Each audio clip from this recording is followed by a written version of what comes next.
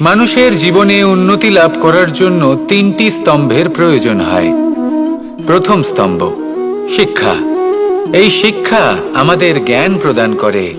দ্বিতীয় স্তম্ভ ব্যবসা, যার দ্বারা আমরা ধন উপার্জন করি। তৃতীয় স্তম্ভ হলো আমাদের ঈশ্বর, আমাদের ইষ্ট। এনার সাথে যদি আমরা জুড়ে থাকতে পারি তাহলে এমন একটা মানসিক বল আপনি লাভ করবেন যেটা এই সংসারে আর কোথাও পাওয়া সম্ভব নয়। কিন্তু মানুষ অনেক সময় জীবনে এই তিনটি স্তম্ভ লাভ করা সত্ত্বেও সামনে অগ্রসর হতে পারেন না। তখনও জীবনে কঠিন পরিস্থিতি আসতেই থাকে। এমনটা ঠিক কেন হয়?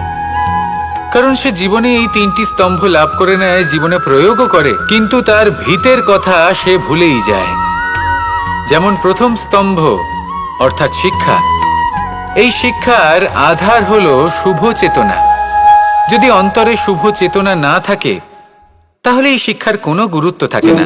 দ্বিতীয় স্তম্ভ ব্যবসা।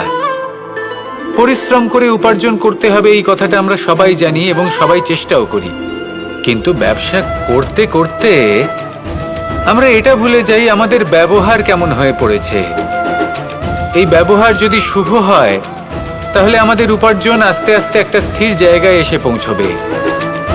এবং তৃতীয় স্তম্ভ আমাদের ভগবান।